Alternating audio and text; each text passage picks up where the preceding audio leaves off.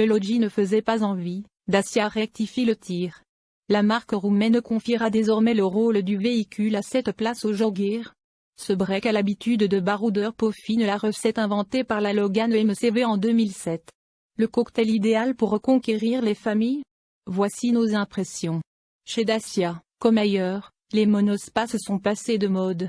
Fini le logis. En Europe, la marque roumaine présente son successeur, le Dacia Jaguar. Changement de cap ou plutôt retour aux sources pour ce véhicule accueillant jusqu'à 7 passagères et classé parmi les crossovers. Dans les faits, sa silhouette de break rehaussée, habillée d'un accastillage façon SUV, l'apparente surtout à la première génération de la Logan MCV. Cela tombe plutôt bien puisque, aujourd'hui, il n'y a plus de break dans la gamme. Dacia fait donc d'une pierre deux coups avec ce Jaguar qui court aussi bien en direction des clients du logis que de ceux de la Logan MCV. Les commandes seront ouvertes en novembre 2021, puis le Dacia Jaguar arrivera en concession en février 2022. Comme la Sandero, le Dacia Jaguar est bâti sur la plateforme technique CMB de l'alliance Renault-Nissan. Son empattement est long de 2,90 mètres, et son format atteint 4,55 mètres. Techniquement et stylistiquement, Dacia n'y est pas allé par 4 chemins. Les équipes design, sous la houlette de David Durand, ont tout bonnement repris l'intégralité de la partie avant de la Dacia Sandero Stepway. Le Jaguar repose lui aussi sur la plateforme CMB de l'alliance Renault-Nissan, une base moderne, indispensable pour être à la page au plan technologique, écologique et sécuritaire. Le copieur-collé est bien visible au niveau du capot, du bouclier, de la calandre, des ailes, du pare-brise, des portes avant et des phares, dont la signature lumineuse est en Y. De quoi réaliser une sérieuse économie, qui se répercute bien sûr sur le prix de vente du Dacia Jaguar. Nous y reviendrons plus bas. Les feux verticaux évoquent ceux de la première génération du Volvo XC90. Notez toujours la signature lumineuse en Y comme sur le concept car Dacia Bigster. Les stylistes ont quand même été imaginatifs, tant sur le profil que sur la poupe. Ce break aux allures de baroudeur repose sur un long empattement de 2,90 mètres. Une valeur identique à celle de la Logan MCV première, du nom, lancée en 2007. C'est dire s'ils avaient encore ces proportions à l'esprit au moment d'esquisser le Jaguar. Comparativement, il fait aussi 9 cm de plus qu'un logis et surtout 30 cm de mieux qu'une Sandero. Afin de remplir cette imposante distance inter-essieux, les ingénieurs ont doté l'auto d'une très longue porte arrière, 110 cm, laquelle est également plus haute et moins bombée au niveau du cylindre de vitre que la porte à ceci dans le but prioritaire d'optimiser l'accès aux ranges 2 et 3. Qu'on se le dise, désormais Dacia ne propose plus de véhicules utilitaires. Pour sa clientèle, composée aujourd'hui uniquement de particuliers, un néon est nettement plus approprié. Ce dernier est encadré de feux verticaux, une solution technique économique car il n'est pas besoin de faire passer des câbles à l'intérieur du volet du coffre. Pour autant, le dessin des blocs optiques a été traité avec soin.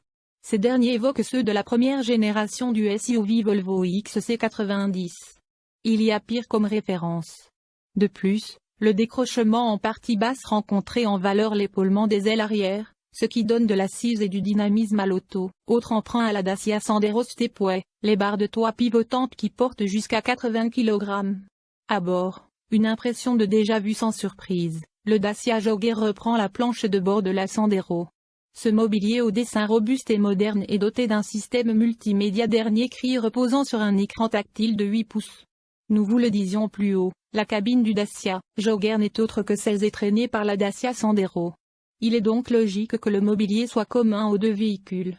Ce n'est pas une critique, bien au contraire.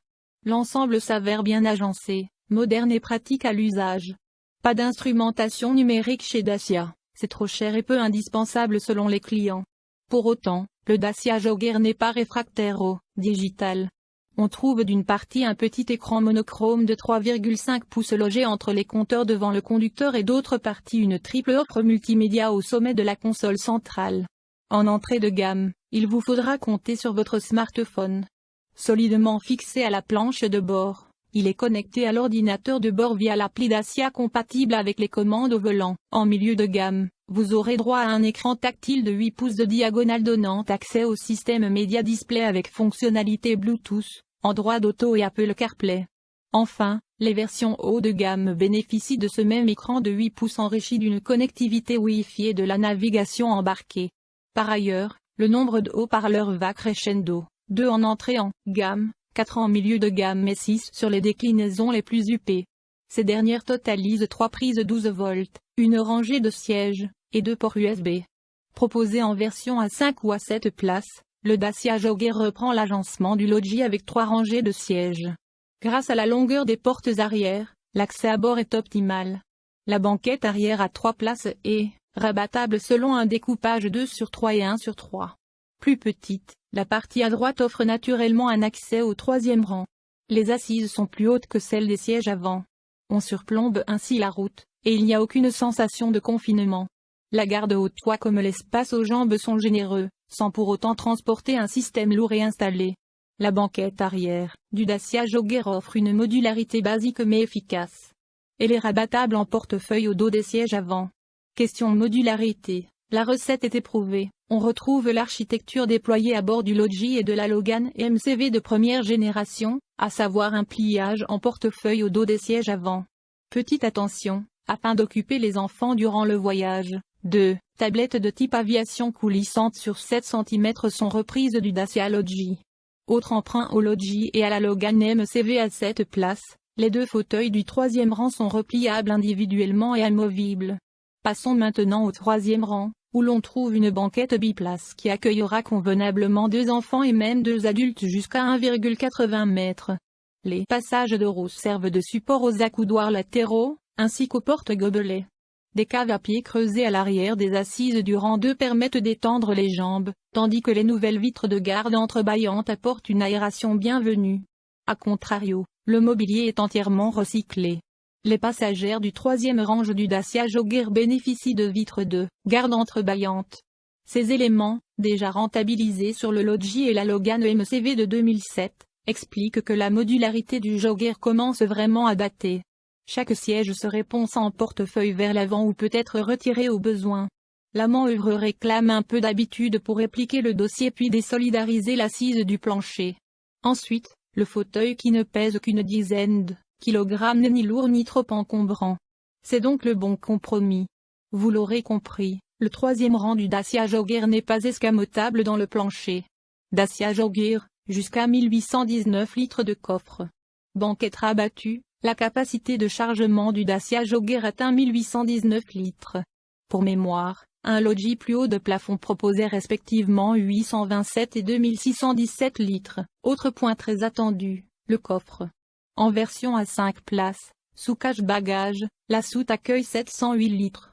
Une capacité de chargement portée à 1819 litres en repliant la banquette. Cette configuration biplace offre alors un plancher presque plat et une longueur de 1,15 m sur une hauteur quasi équivalente. En version à 7 places, le volume du coffre se limite à 160 litres et atteint 565 litres lorsque le rang 3 est replié. Dans tous les cas, le seuil de chargement est plutôt bas, 67 cm, et l'ouverture, généreuse, haute de 103 cm et large de 80 cm. Cela témoigne de la polyvalence de l'auto, qualifiée de couteau suisse par la marque, capable d'assurer aussi bien un déménagement qu'un départ en vacances ou un transport de troupes. Motorisation, essence et GP et en attendant l'hybride au lancement, en février 2022, le jeu du Dacia Jogger proposera une motorisation essence 1.0 TCE de 110 chevaux et une version bicarburation essence et GP et l'éco-G forte de 100 chevaux. Un hybride viendra compléter la dotation en 2023. Au lancement, en février 2022, la gamme s'articulera de 2 motorisations essence, un nouveau bloc 1,0 litre, à turbo TCE de 110 chevaux et une motorisation bicarburation essence et GP et l'Autour EcoG de 100 chevaux. Cette dernière revendique une autonomie de plus de 1000 km au moyen de ses 2 réservoirs de carburant totalisant une capacité de 90 litres. Il n'y a pas de diesel au programme. En 2023, une version hybride viendra en complément.